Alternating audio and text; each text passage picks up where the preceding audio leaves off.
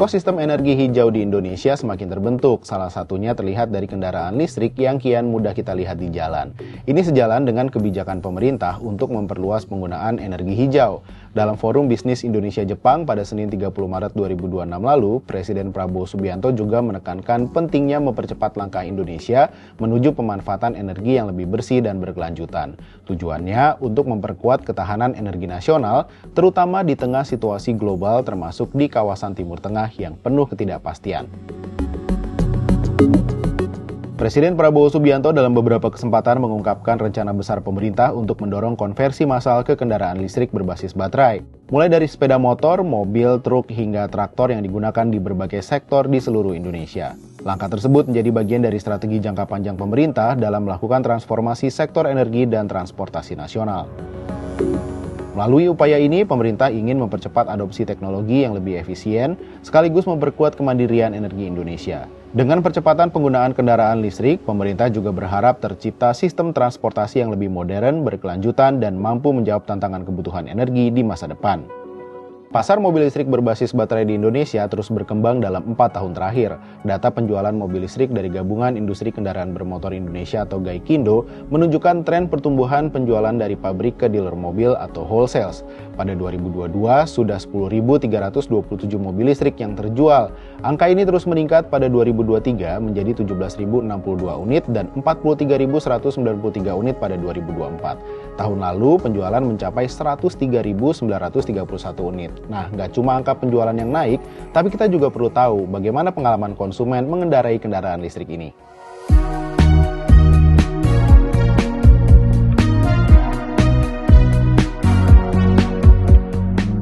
Saya isi bensin tuh setiap 3 minggu ya. Setiap 3 minggu jalan udah mungkin ya sekitar 400 kiloan lah ya.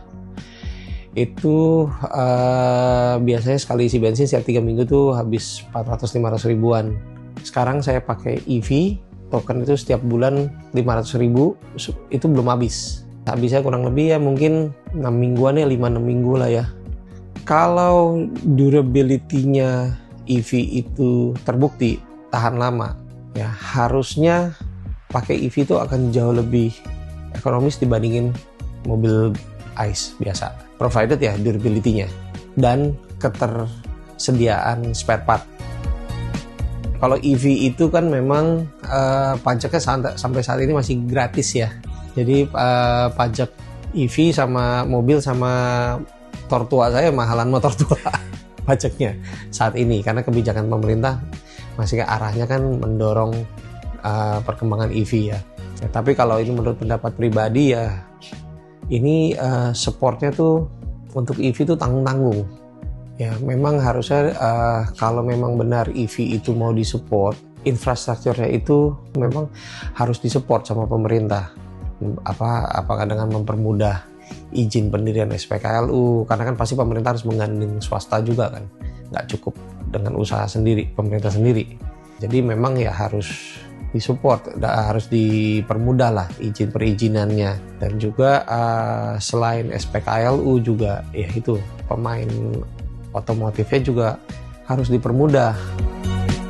Sementara itu, data dari Rencana Usaha Penyediaan Tenaga Listrik 2025-2034 yang disusun PT PLN Persero dan dipublikasikan pada laman resmi Kementerian SDM mencatat pertumbuhan jumlah motor listrik di Indonesia yang mencapai 4,9% dalam 5 tahun terakhir. Pada 2020, jumlah motor listrik baru 3.325 unit. Setahun kemudian, jumlahnya tumbuh lebih dari 4 kali menjadi 13.871 unit. Tahun berikutnya, jumlah motor listrik mencapai 31.069 unit dan terus menanjak mencapai 93.478 unit pada 2023. Pada Agustus 2024, jumlah motor listrik di Indonesia mencapai 167.864 unit. Nah, gimana ya pengalaman pengguna motor listrik?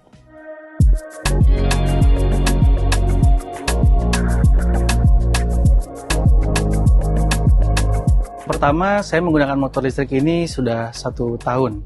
Awal mulanya itu diawali dari kos yang cukup besar ketika saya pulang pergi dari rumah di Depok dan kerja saya di Dadap, Tangerang. Tentu ya saya bisa menekan kos, apalagi motor listrikku ini bisa mencapai 120 km dalam 1 kali pengecasan dari 0 sampai 100%. Itu yang paling berasa. Terus yang kedua, ketika di jalan saya tidak perlu berhenti untuk isi bensin gitu, sehingga saya bisa jalan terus tanpa berhenti. Dulu saya menggunakan konvensional itu bisa sampai 900 sampai 1.200.000 dalam 1 bulan. Nah, ketika saya menggunakan motor listrik itu sehari maksimal itu hanya 5.000 atau 6.000 per hari. Kalau dulu aku di konvensional, biasanya saya melakukan ganti oli itu bisa 2 bulan sekali atau 3 bulan sekali, tergantung berapa banyak kilometer yang saya capai. Untuk sekarang saya hanya mengganti kampas aja. Paling kalau ban itu hal wajar ya, karena sama di konvensional pun ban ketika aus ya harus diganti juga. Untuk ekonomi kita ya sebagai masyarakat itu jauh banget mas perbandingannya. Saya bisa menghemat sampai 700.000 tuh udah luar biasa ya, udah bisa untuk biaya sekolah. Ya ketutupnya tuh bisa untuk hal-hal lain. Elektrifikasi kendaraan sudah menjadi tren global sekaligus upaya negara untuk menghadapi perubahan iklim serta merespon dinamika geopolitik. Pertumbuhan kendaraan listrik bisa dibilang terus bergerak naik. Perkembangan ini didorong semakin pesatnya kemajuan industri dan teknologi kendaraan listrik yang membuat kendaraan jenis ini semakin efisien, kompetitif, dan kian diminati masyarakat di berbagai belahan dunia.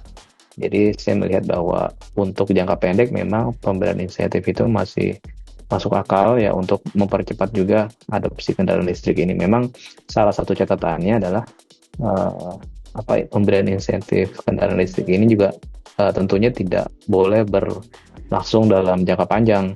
Dengan situasi sekarang menjadi geopolitik dunia yang menyebabkan harga minyak dunia kan ini jadi isu besar pemerintah kan tahun ini, bahkan pemerintah harus merogoh kocek lebih besar ya untuk menambah bantalan subsidi BBM. Nah, dengan adanya adopsi mobil listrik ini tentu lagi-lagi bisa mengurangi beban subsidi BBM kita. Jadi secara beban keuangan negara itu akan lebih banyak dampak positifnya. Pertama, pengurangan konsumsi BBM. Ya, kedua adalah juga penjualan listrik akan meningkat karena sekarang situasinya kapasitas listrik nasional kita juga relatif masih oversupply. Jadi dengan terserapnya listrik nasional yang lebih besar itu juga akan mengurangi beban kompensasi listrik. Sebetulnya ini momentumnya lagi baik sekali ya buat mendorong masyarakat untuk beralih ke kendaraan listrik, baik itu roda 4 maupun roda 2. Tentu masyarakat juga akan melihat selain dari biaya operasional yang relatif lebih murah ya, terjangkau bagi masyarakat, tetapi juga tentu ada pertimbangan tersendiri itu harga jual kendaraan listrik. Maka dari itu pemberian insentif untuk kendaraan listrik baik mobil maupun motor itu saya pikir momentumnya tepat masih diberlakukan ya, diperpanjang, karena sisi lain juga pemerintah punya urgensi juga untuk mengelola agar lonjakan subsidi energi itu tidak meningkat terlalu drastis. Harapannya memang ini bisa menjadi stimulus tersendiri bagi masyarakat untuk mau beralih menggunakan kendaraan listrik. Kedepan, tantangan yang dihadapi adalah memastikan pertumbuhan ini terus berlanjut. Kepastian insentif, kesiapan infrastruktur pengisian daya, serta penguatan rantai pasok di dalam negeri perlu terus diperkuat. Dengan begitu, proses elektrifikasi diharapkan tidak hanya berkembang pesat, tetapi mampu memberikan nilai tambah nyata bagi industri nasional.